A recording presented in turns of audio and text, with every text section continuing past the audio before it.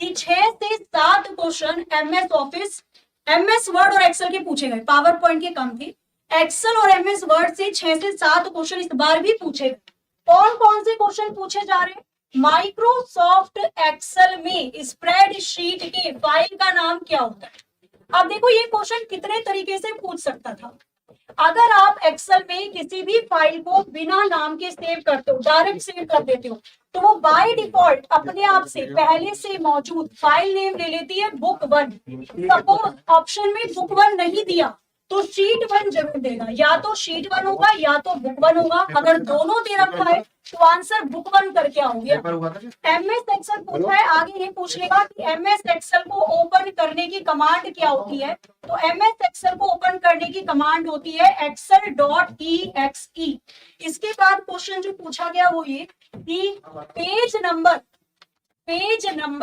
Header, या ऐसे लिखो हेडर और फुटर, ये दोनों किस ऑप्शन के अंतर्गत आते हैं? तो हेडर और फुटर ये दोनों आते हैं इंसर्ट वाले ऑप्शन में। और अगर कहता है वो फुट नोट और हेड नोट, फुट नोट और एंड नोट, ये कौन से मेन्यू के अंतर्गत आते हैं? तो ये आते हैं रेफरेंस मेन्यू के अंतर्गत। इंटरनेट प्रोटोकॉल से रिलेटेड एक क्वेश्चन पूछा गया, कुल मिलाकर प्रोटोकॉल से एक क्वेश्चन था। इसके अंदर एमएस वर्ड में ये पूछा गया था कि बोल्ड, इटैलिक और अंडरलाइन, बोल्ड, इटैलिक और अंडरलाइन, ये तीनों की तीनों कौन से ऑप्शन में आती हैं? तो बोल्ड, इटैलिक, अंडरलाइन ये तीनों आती है होम वाले ऑप्शन में। अगर होम के भी अंदर पूछेगा तो ये तीनों क्लिपबोर्ड वाले ऑप्शन में देखने को मिलती हैं। हालांकि फुल फॉर्म हो तो ही पूछेगा, शॉर्टकट की अगर पूछता है तो कंट्रोल के साथ बी बोल्ड हो जाएगी, कंट्रोल के साथ आई इटैलिक हो जाएगी, कंट्रोल के साथ यू अंडरलाइन हो जाएगी। इसके बाद क्वेश्चन आया आपका ईमेल अटैचमेंट से रिलेटेड। ईमेल में कौन कौन सी फाइल को अटैच कर सकते हो आप? ईमेल में सभी फाइल अटैच हो जाएंगी। मैक्सिमम साइज होती है फाइल अटैच करने की 25 मेगाबाइट।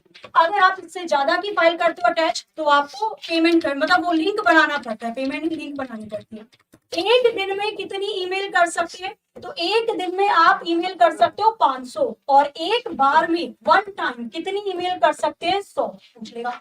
आगे इसमें क्वेश्चन पूछा गया कंप्यूटर में कि एंटायर रो को, पूरी रो को सिलेक्ट करने के लिए, सेलेक्ट एंटायर रो, पूरी रो को सेलेक्ट करने के लिए, पूरी रो को सेलेक्ट करने के लिए, पूरी पंक्ति को चयनित करने के लिए कौन सी शॉर्टकट की का यूज किया जाता है? तो रो के लिए कौन सी शॉर्टकट की यूज होगी? शिफ्ट के साथ स्पेस बार का इस्तेमाल किया जाता है। और अगर पूछेगा वो सेलेक्ट एंटायर कॉलम, पूरे के पूरे कॉलम को सेलेक्ट करने के लिए कौन सी शॉर्टकट की का यूज करते हैं? तो सी से कॉलम, सी से कंट्रोल, कंट्रोल के साथ स्पेस बार आ जाएगा। और पूरी वर्कशीट के लिए, तो पूरी वर्कशीट के लिए कंट्रोल के साथ ए भी हो जाएगा, और साथ ही में कंट्रोल के साथ शिफ्ट के साथ स्पेस बार भी हो जाएगा। ठीक है, ध्यान रखना। बस एक लास्ट क्वेश्चन और मैं कंप्यूटर का बता देती हूँ आपको, जो है इसमें पूछा था ऑल्ट के साथ एरो की का इस्तेमाल किसके लिए किया जाता है?